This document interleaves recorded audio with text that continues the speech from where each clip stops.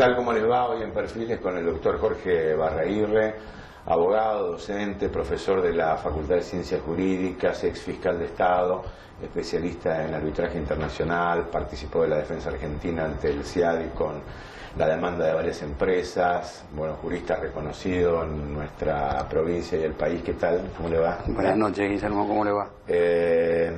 Bueno, antes que nada, ¿no? Porque obviamente motiva esta entrevista, esta resolución de Repsol ya de incursionar en el campo de la justicia internacional, primero ante la posibilidad de un acuerdo con Argentina y solo después de mandar ante el CIADI.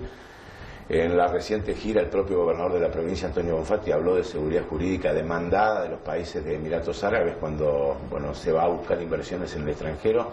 Pero concretamente, ¿qué significa la seguridad jurídica cuando los países plantean este término a quienes intentan realizar inversiones en nuestro país? Bien, yo puedo hacer una respuesta de acuerdo a los tratados internacionales. Hay una serie de protecciones que los tratados bilaterales ensayan para tratar de asegurar precisamente las inversiones, sobre todo cuando se trata de inversiones para el desarrollo, inversiones en infraestructura que tienen un tiempo de maduración importante. Uno cuando tiene que enterrar un caño para un oleoducto, para un acueducto, etcétera, digamos, no tiene una tasa de retorno inmediata. Entonces, a fin de poder proteger esa inversión, poder proteger un retorno razonable, lo que los tratados hacen es tratar de estabilizar ciertas relaciones jurídicas, ¿no? Es decir, básicamente las condiciones del inicio de la inversión. Es decir, que estas condiciones que se dan cuando alguien tiene que decidir capitalizar una determinada obra, esas condiciones se mantengan durante la vigencia de un contrato. Entonces se ensayan distintas fórmulas, distintos estándares de protección, entre los cuales los más importantes figuran el estándar de prohibir las expropiaciones no compensadas. Ajá. Es decir, es lícito expropiar siempre y cuando se cumplan una serie de condiciones adicionales. Lo que se llama el estándar de trato justo y equitativo, que prohíbe las reversiones arbitrarias de esas condiciones bajo las cuales inicialmente se desarrolló una inversión, prohíbe el trato discriminatorio y establecen una obligación residual que se llama cláusula paraguas o umbrella clause, que consiste en proteger los compromisos contractuales que se han adquirido. Es decir, que si esas tres protecciones iniciales no alcanzan, un contrato suscripto entre un inversor y un Estado receptor está cubierto por esto que se llama la cláusula paraguas, que es la cláusula de respeto de los compromisos y obligaciones que se han adquirido. Y además hay una serie de obligaciones tradicionales que se tratan de pasar del derecho consuetudinario internacional a lo que se llama el derecho convencional, es decir, el derecho de los tratados. Ahora, esta relación no puede verse alterada, pues sabemos que la economía es cíclica, ¿no? La economía es cíclica y, Guille, viendo dónde va la pregunta, en líneas generales, claro... La decisión política es decir, bueno, en líneas generales se permite, por eso los tratados no prohíben las expropiaciones. En el año 38... siglo pasado, 1938, el secretario de Estado norteamericano acuñó lo que se conoce como la fórmula Hall, ¿no? Por Cordell Hull, el secretario de Estado de Roosevelt, frente a las nacionalizaciones mexicanas en la industria petrolera. Y el Departamento de Estado lo que sostuvo en ese momento es que las expropiaciones eran legítimas siempre y cuando haya un pago adecuado, pronto y justo, ¿no es cierto? Entonces, se permite que el Estado ejerza sus poderes soberanos en tanto y en cuanto haya una compensación. Claro, rescindir un contrato, nacionalizar una empresa o rescindir una empresa porque el país se encuentra recuperado, medianamente recuperado, o por decisión política, bueno, implica un cambio de relación jurídica. En cambio, implica una reformulación. Por ejemplo, fijémonos qué es lo que pasó con la ley 25.561, que fue la ley de especificación, la ley de emergencia de enero de 2002. Argentina, lo que yo recuerdo, nunca tuvo una condena en los casos en donde ha sido condenada en los tribunales CIADI por la sanción de la ley. Es decir, que los tribunales en ese sentido han sido deferentes, han permitido que se cambie en cierto sentido, el marco regulatorio bajo el cual estaban hechas las inversiones en los años 90. ¿Por qué? Porque había cambiado muy concretamente el marco macroeconómico bajo el cual las inversiones se hicieron. Ahora, lo que los tribunales condenaron fue que la República Argentina, más allá de mi opinión personal, no había renegociado de buena fe esos contratos. Es decir, por un lado es diferente con el poder modificar el marco regulatorio, sancionar una ley de emergencia cuando colapsaron todos los derechos de propiedad en Argentina. No eran solamente los derechos de propiedad de los inversores, colapsaron todos. Todos, desde los depositantes hasta los asalariados, es decir, todo el sistema de derechos de propiedad que nosotros tenemos establecidos colapsó. Bien, ¿qué es lo que había que hacer? Bueno, había que reconstruirlos. Entonces, los tribunales lo que miraron es cómo había sucedido ese tipo de reconstrucción. Entonces, era bastante problemático poder responder cuando uno miraba, por ejemplo, las tarifas o los precios del gas en garrafa para los sectores más necesitados, cómo eso iba siguiendo de alguna manera la evolución de la inflación, y teníamos en los servicios públicos tarifas planas, que estaba brindado para otro tipo de sector social. Entonces, eso era lo que miraba un tribunal, no la posibilidad de reversión. Perdón, hay un laudo que es muy famoso que se maneja, que es Tecmec contra México, donde México fue condenado por haber supuestamente revertido las inversiones de un inversor español. Pero el tema ahí, Willy, digamos, fue la reversión arbitraria. Claro. Ahora, eso es lo que uno condena. Siguiendo el mismo ejemplo, el 2001-2002. Ahora, ¿qué pasa cuando la responsabilidad recae en una empresa? Por ejemplo, hay bancos que se fueron con los depósitos de los argentinos y estaban sometidos a una ley de entidad financiera en Argentina, por ejemplo. ¿No? Eso es parte de las asimetrías que tienen los tratados, que los tratados están hechos, digamos, básicamente para defender a los inversores. ¿Ah, sí? Los tratados básicamente, digamos, confieren derechos, compromisos que hacen compromisos que celebran dos estados contratantes a favor de terceras personas, que pueden ser, por ejemplo, esto que está ahora a la vista, el tratado con España. Claro. Son derechos que se confieren a los argentinos y a los españoles, a los inversores argentinos y españoles. Es más, hubo un caso que se llama Mafecini, en donde un argentino invirtió en España y obtuvo un laudo favorable. Hace un tiempo, obviamente. Ahora, ¿no? ¿Es independiente que sea una empresa del Estado o una empresa privada? Depende, porque las empresas del Estado, digamos, hay una discusión de si las empresas del Estado, las empresas de los estados extranjeros están protegidas por los tratados de inversión. Entonces, algunos sostienen o sostenemos de que por el hecho de ser empresas, digamos, esos tratados no le permiten la protección, y hay una serie de laudos arbitrales que sostienen que sí está permitida la protección de empresas estatales en tanto y en cuanto no cumplan funciones gubernamentales, es decir, sean empresas como sociedades comerciales, ese tipo de cosas del Estado. Vamos a hacer una pequeña pausa, enseguida no? Hablamos del caso específico Repsol, del caso Aguas provinciales, ¿no? Bueno, cómo no, seguro. Gracias. Bien, seguimos con el doctor Jorge Barraguirre hablando de estos temas que atañen fundamentalmente al bolsillo de todos los argentinos, porque no es hablar del Estado, no es hablar de una entelequia, cuando hablamos de que...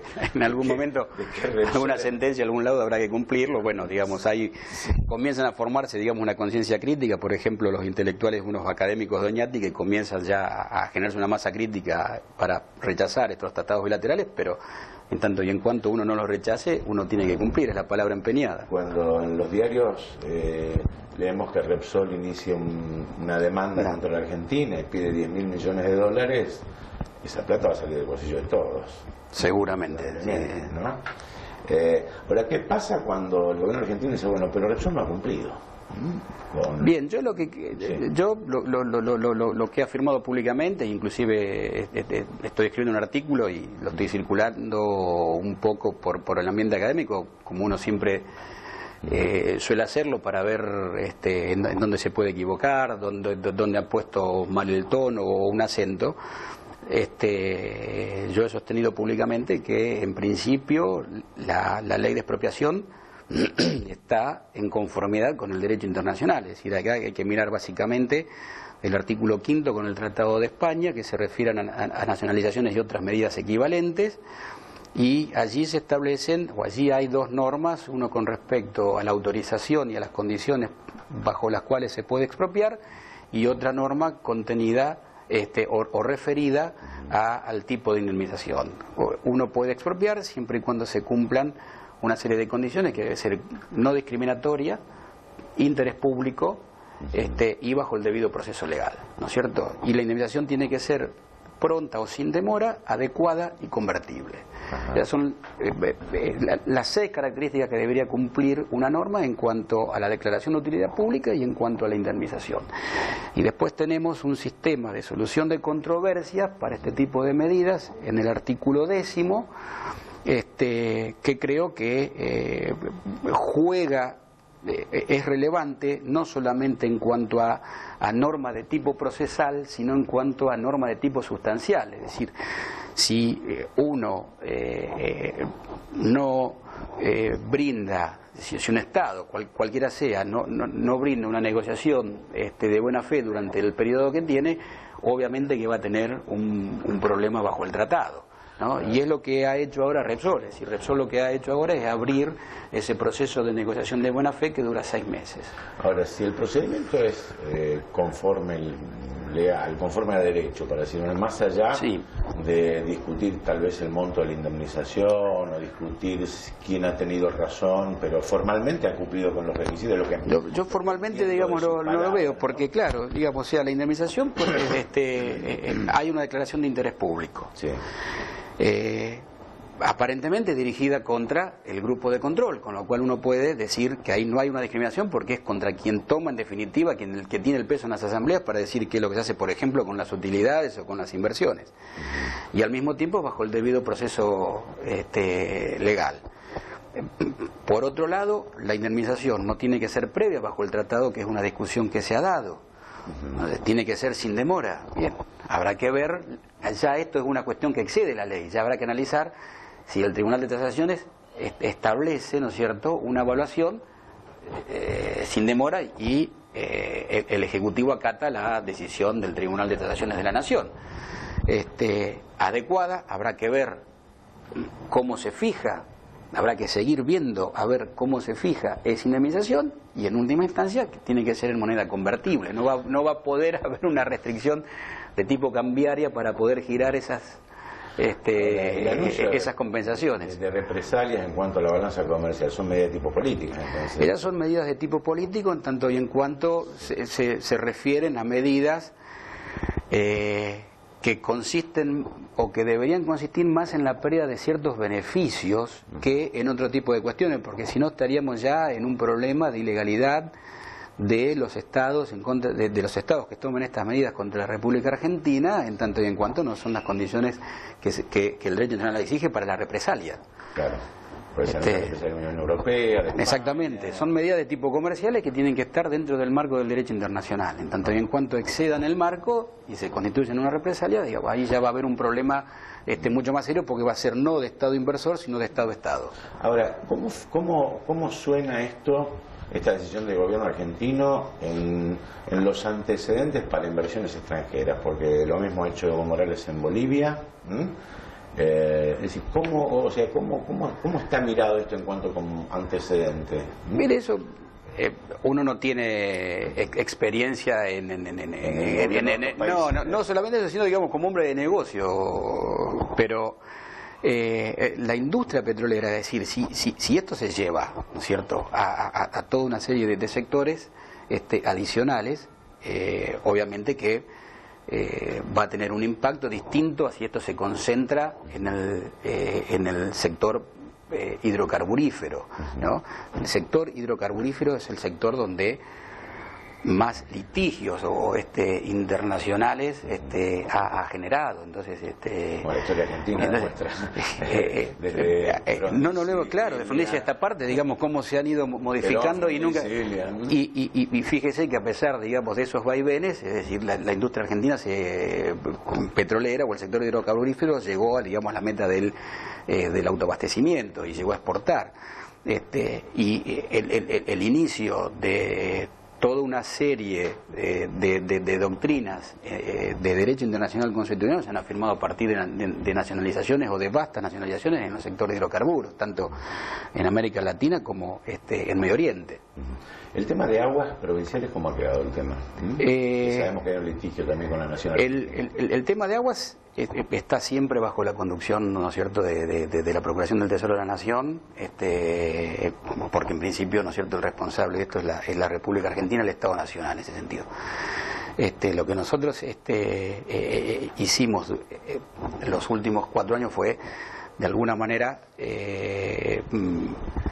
armonizar las distintas evaluaciones que la provincia tenía por los daños y perjuicios a reclamar a PCF y sus accionistas privados, y en ese sentido nosotros dejamos un dictamen experto a disposición del actual gobernador, con más un memorándum aconsejando ya la contratación de expertos evaluatorios, es decir, hicimos la unificación de los 4 criterios que había y de los 4 criterios legales y de los 4 números que había. Todo se redujo a un criterio que nos parecía el que era más razonable, y lo único que estaría faltando es poner ese número.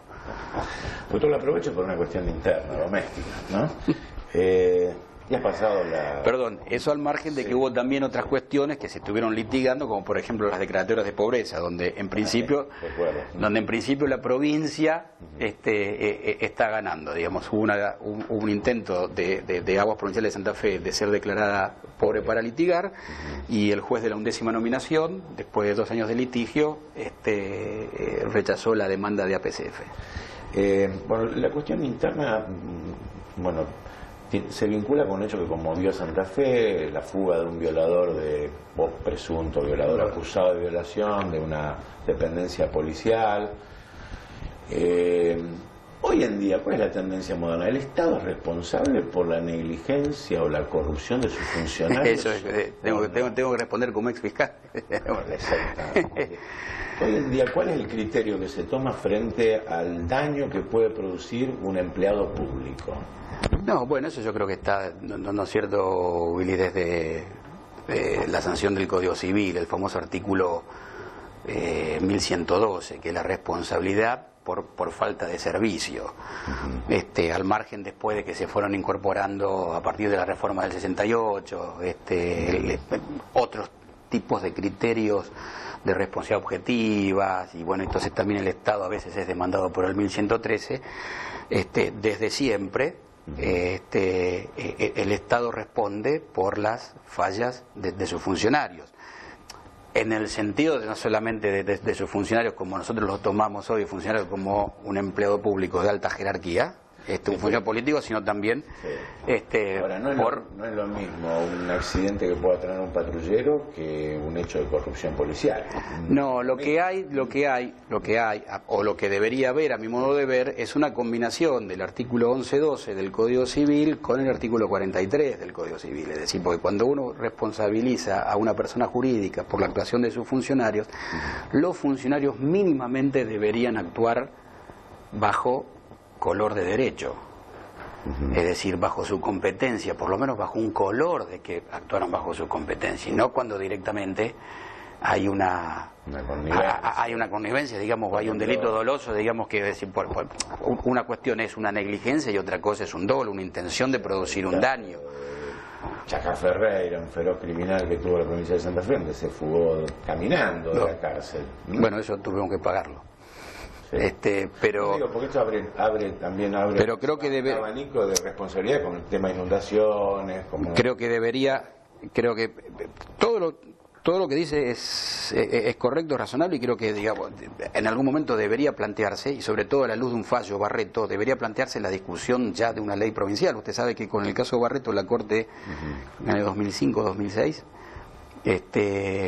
sostuvo que las responsabilidades de los funcionarios provinciales no generan, en principio, jurisdicción federal, porque no se tratan de causas civiles bajo el concepto de causas civiles que utiliza la Corte Nacional, y por lo tanto es materia exclusiva de determinación de las jurisdicciones locales. Esto da la pauta, que es una de las cuestiones que forma parte de la autocrítica que uno debe hacer, de 2 o 3 cuestiones que nos han quedado pendientes. Una, por ejemplo, una era esto que usted dice de Aguas Provinciales de Santa Fe, que era no solamente unificar, sino que nosotros queríamos establecer cuál era el número, es decir, cuáles eran los daños y perjuicios que Aguas le debía a la provincia.